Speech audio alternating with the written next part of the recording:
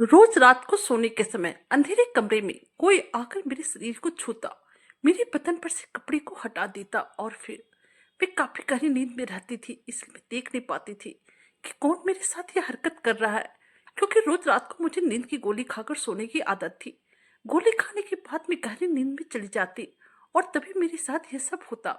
एक दिन मैंने सच्चाई जानने के लिए अपने रूम में कैमरा लगवा लिया और फिर सो गई।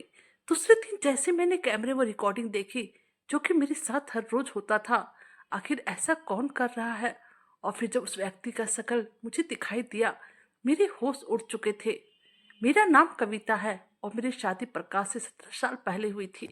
मैं अपनी शादी से बहुत ही खुश थी, क्योंकि भगवान ने प्रकाश के रूप में भी एक अच्छा जीवन साथी दिया था, जो कि मेरा बहुत ही ख्याल रखता था। मुझे किसी चीज की कोई भी कमी नहीं होने देता था। वह मुझे हद से ज्यादा प्यार करता था और मैं भी उसे बहुत ही प्यार करती थी। ऐसा लगता था जैसे कि हम तो दो जिस्म एक जान हो। लेकिन शादी के 5 साल बाद ही एक एक्सीडेंट में प्रकाश की मौत हो गई। प्रकाश किसी काम से शहर से बाहर गए हुए थे और फिर देर रात लौटने के समय उनकी गाड़ी का भयंकर एक्सीडेंट हो गया, जिसमें प्रकाश मुझे और हम दोनों को प्यार की निशानी हमारी बेटी अदिति को छोड़कर इस दुनिया से हमेशा हमेशा के लिए दूर चला गया। उसमें मेरी बेटी अदिति केवल 3 साल की थी। प्रकाश के जाने के बाद मैंने भी अपनी जान लेने की कोशिश की, लेकिन फिर अचानक मेरे दिमाग में आया, अगर मैं भी नहीं रही तो हमारी बेटी का क्या होगा। मैंने तो अपनी दुनिया देख ली, लेकिन मेरी इस बेटी का जीवन एकदम से बर्बाद हो जाएगा। और मैं अदिति में ही प्रकाश को ढूंढने लगी थी। अपनी बेटी के चेहरे में मुझे अपने पति का चेहरा नजर आता था। और तभी से लेकर आज तक मैंने ही अपनी बेटी को पढ़ाया लिखाया और उसकी हर जरूरत को पूरा किया। उसे कभी भी अपने पापा की कमी का एहसास नहीं होने दिया। अदिति भी पढ़ाई लिखाई में बहुत ही होशियार थी। वह हमेशा अपनी पढ़ाई पर ध्यान देती थी। मुझे उसकी तरफ से स्कूल में कभी भी कोई शिकायत नहीं आई थी। मैं जब भी उसके पेरेंट्स मीटिंग में जाती थी, टीचर्स लोग अदिति की खूब तारीफ किया करते थे और उस वक्त मैं गर्व से अपना सर ऊंचा करती थी कि मेरी बेटी मेरा स्कूल में नाम रोशन कर रही है और मेरे ही उसूलों पर चल रही है। उसने मेरी इज्जत कभी भी मिट्टी में नहीं मिलाई। अब अदिति 17 साल की हो चुकी थी और उसका स्कूल में पूरा होने वाला था। उसने प्लस 2 में बहुत ही अच्छे नंबर लाए थे। वो पूरे स्कूल में टॉप आई थी और आज मैं बहुत ही खुश थी। लेकिन अब उसके उज्जवल भविष्य के लिए मैं उसे दूसरे शहर में पढ़ाई करने के लिए भेजना चाहती थी।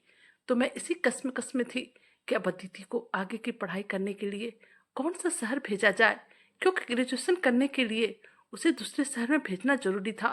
क्योंकि जिस शहर में हम लोग रहते थे, यहाँ पर कोई अच्छा कॉलेज नहीं था जहाँ पर कि मैं अपनी बेटी को अच्छी शिक्षा दिलवा सकूं। मैं चाहती थी कि मेरी बेटी अच्छे कॉलेज में पढ़े और अपने भविष्य को बनाए। खैर, कॉलेज में एडमिशन के लिए मैं किसी से मदद भी नहीं ले सकती थी, क्योंकि ना ही तो प्रकाश के परिवार में कोई था और ना ही मेरे परिवार में कोई था। मेरे पिताजी तो बचपन में ही गुजर गए थे।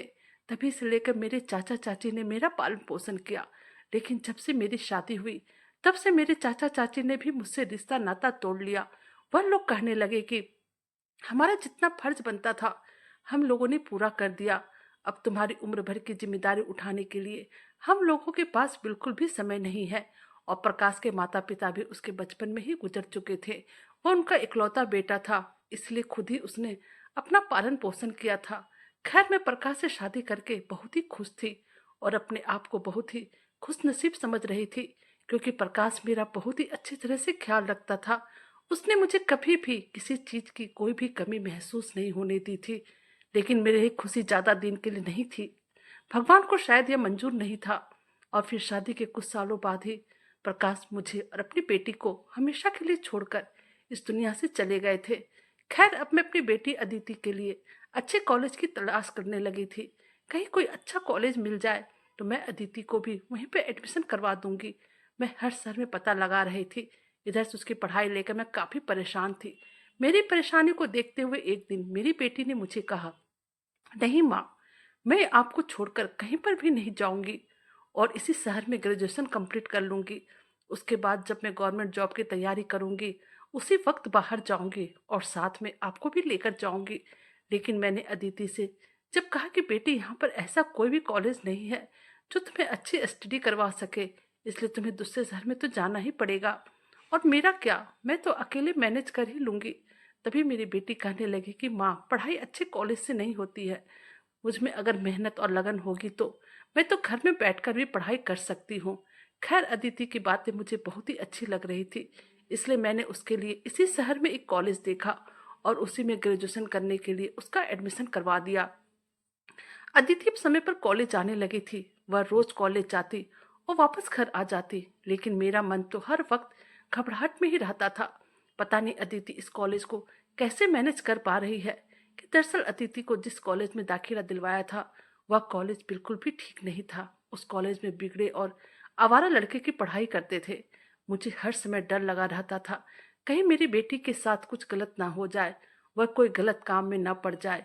लेकिन फिर कहीं न कहीं मुझे अपनी बेटी पर बहुत ही विश्वास था कि मेरी बेटी कभी भी कोई गलत काम नहीं करेगी।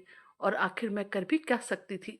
मेरे पास कोई ऑप्शन भी तो नहीं था, क्योंकि शहर के बाहर अदिति जाना नहीं चाहती थी और इस शहर में इस कॉलेज के अलावा कोई कॉलेज नहीं था। इसलिए मुझे मजबूरी में आकर अदिति का इस कॉलेज में एडमिशन करवाना पड़ा।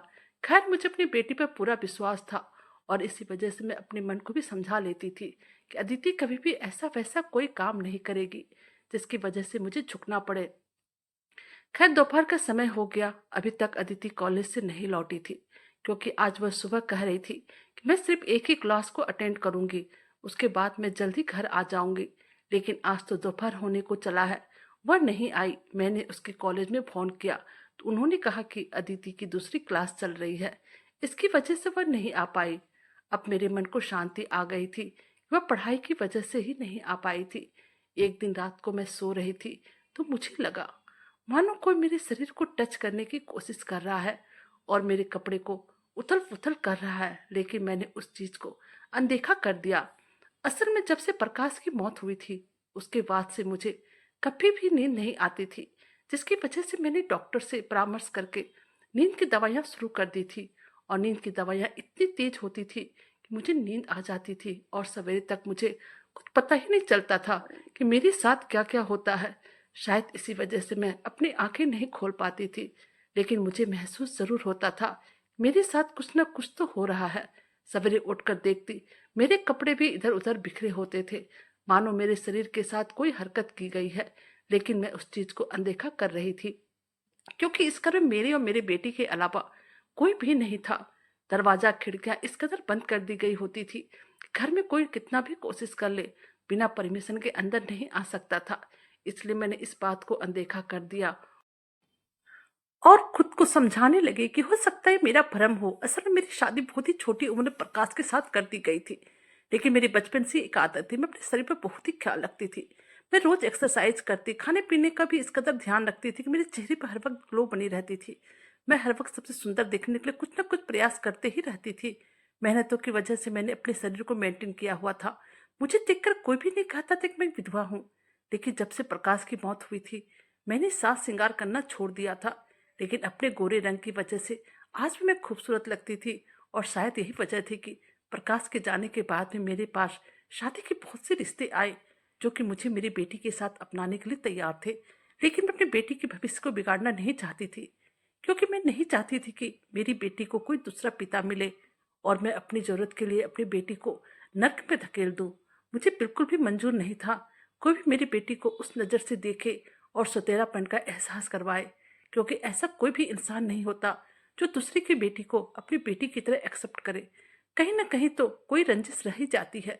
मैं इसी बात को ध्यान में रखते हुए अपनी पूरी जिंदगी अकेले खुश रहने के लिए तैयार हो गई, क्योंकि मुझे अपनी बेटी अदिति का भविष्य सुधारना था। खैर, मेरी यह कोशिश भी सफल रही और अब अदिति बड़ी होती जा रही थी और वह भी मेरी ही तरह अच्छे रास्तों पे चलते हुए अच्छी पढ़ाई कर रही थी। और मुझे पूरा विश्वास था कि वह एक ना एक दिन मेरा और अपने पापा प्रकाश का नाम जरूर ही रोशन करेगी। लेकिन कुछ दिनों से मेरे साथ जो हरकत हो रही थी, उसके बाद से तो मेरा मन हर वक्त बहुत ही बेचैन रहने लगा था। शुरू शुरू में तो मुझे यह वहम लगा, लेकिन अब यह मेरा वहम नहीं था, क्योंकि हर रोज एक ही बात होना भला कौन सा वहम होता है। हर रात ही सोते ही मेरे कपड़ों को उतारना जैसा एहसास होना और मेरे शरीर को ऐसे मानो कोई छू रहा हो। भले ही मैं नींद में हूँ, लेकिन इतनी भी बेवकूफ नहीं थी मुझे कुछ समझ में ना आए। फिर मेरे मन में आया कि मैं पता लगाऊं तो लगाऊं कैसे। मुझे तो कुछ भी समझ में नहीं आ रहा था और मैं बिना नींद की गोली खाए सो भी नहीं सकती थी, क्योंकि जिस दिन मैं नींद की गोली नहीं खाती उस दिन नींद की प्रॉब्लम तो होती ही, साथ ही साथ मेरा पूरा शरीर दुखने लगता था। मुझे चक्कर जैसे आने लगते थे और उल्टियाँ शुरू हो जाती थी। मैं अपने शरीर को बिल्कुल भी संभाल नहीं पाती थी, इसलिए मुझे सोने से पहले वो गोली लेनी ही होती थी। और फिर वो गोली लेने के बाद तो मेरे साथ क्या होता था, इसका मुझे ज़रा भी पता नहीं चलता था। और सवेरे उठकर देखती थी तो सब मेरे साथ हुआ है। मेरी 18 साल की बेटी अदिति अभी भी मेरे साथ ही सोती थी। असल में उसे अकेले सोने में बहुत ही डर लगता था। मैं उसे हमेशा कहती थी, अब तुम बड़ी हो गई हो और पढ़ाई भी करती हो, इसलिए अलग कमरे में जाकर सोया करो। लेकिन वह कहती कि नहीं माँ, मुझे आपके बगैर नींद नहीं आती है। खैर वह मेरे पास ही सोने लगी। देर रात तक पढ़ाई करने के बाद वो मेरे साथ मेरे बेड पर सो जाती थी। ऐसे दिन निकलते गए, इधर से मुझे एक और चीज का एहसास होने लगा। और बात यह थी कि नहाते वक्त मानो बाथरूम में कोई मुझे देख रहा हो, और बाथरूम की खिड़की से ऐसा लग रहा था मानो कोई मेरी तस्वीर ले रहा हो या छुपकर मेरे शरीर को देखने की कोशिश कर रहा हो। अब तो मुझे पूरा यकीन हो गया था। एक दिन मैं नहा रही थी, मुझे एहसास हुआ खिड़की से कोई मेरी तरफ देख रहा है। तो मैंने झट से अपने कपड़े पहने और बाथरूम से बाहर आकर देखा, लेकिन वहां पर कोई नहीं था। बेड पर बैठी मेरी बेटी अदिति पढ़ाई कर रही थी। मैंने उससे पूछा कि क्या यहाँ पे कोई आया था, तभी वो कहने लगी, नहीं माँ, कोई भी नहीं आया था। मुझे तो कुछ भी समझ में नहीं आ रहा था, यह सब क्या हो रहा है। घबराहट के मारे मेरा पूरा शरीर पसीने से लथपथ हो गया था। ये मेरे साथ क्या हो रहा है। एक बार तो भ्रम हो सकता है, लेकिन क्या भ्रम हर रोज तो नहीं हो सकता।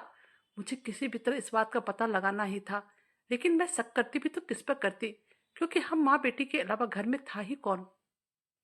फिर एक रोज मुझे बैठे बैठे ख्याल आया, कहीं ऐसा तो नहीं कि इस घर पे किसी बुरी आत्मा का साया हो, जिसकी वजह से मेरे साथ ऐसा हो रहा है।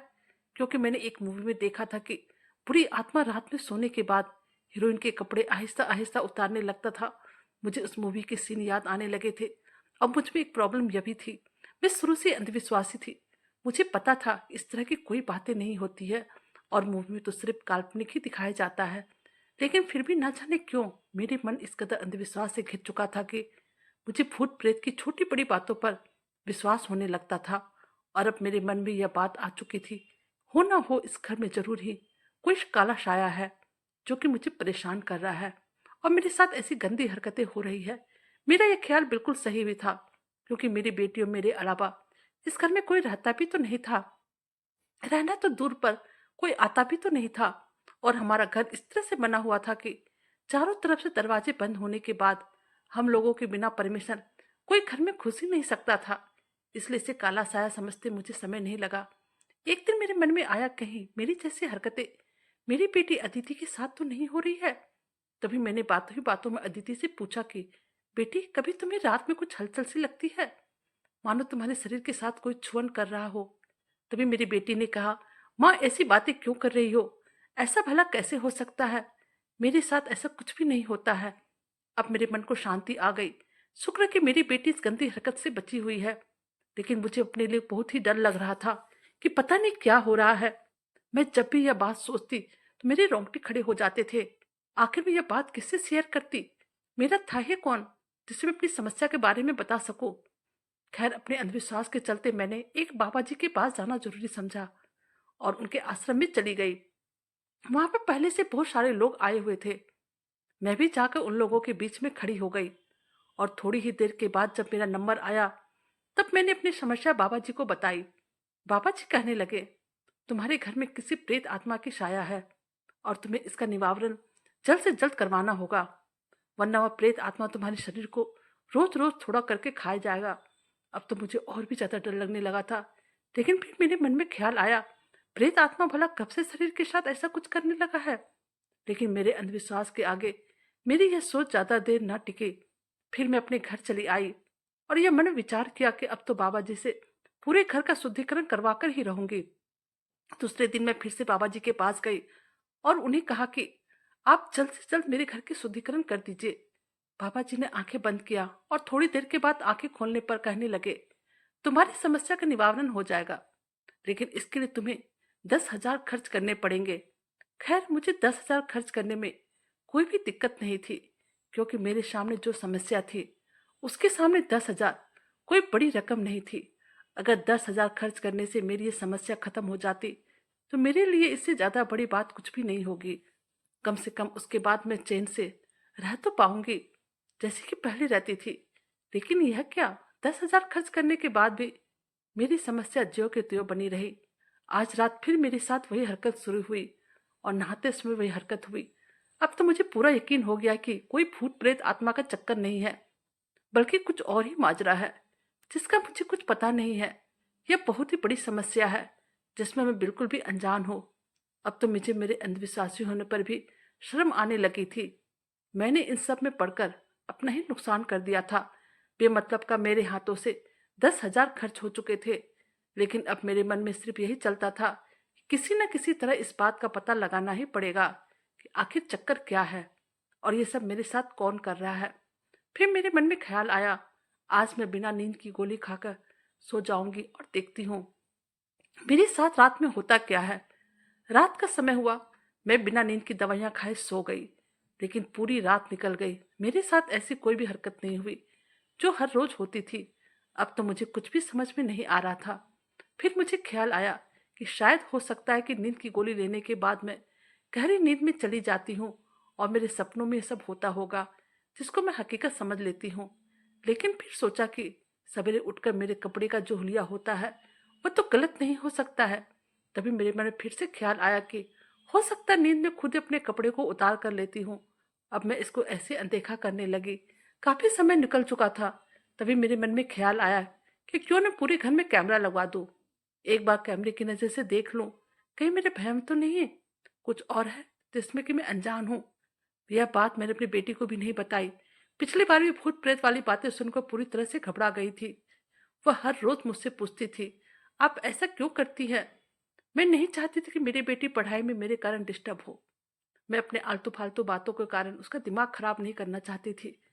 मैं चाहती थी कि वह सिर्फ अपने पढ़ाई पर ही फोकस करे। इसलिए मैंने उससे कुछ नहीं बताया। वह जब कॉलेज चली गई तो मार्केट से कैमरा लाकर मैंने पूरे कमरे में उसे फिट करवा दिया।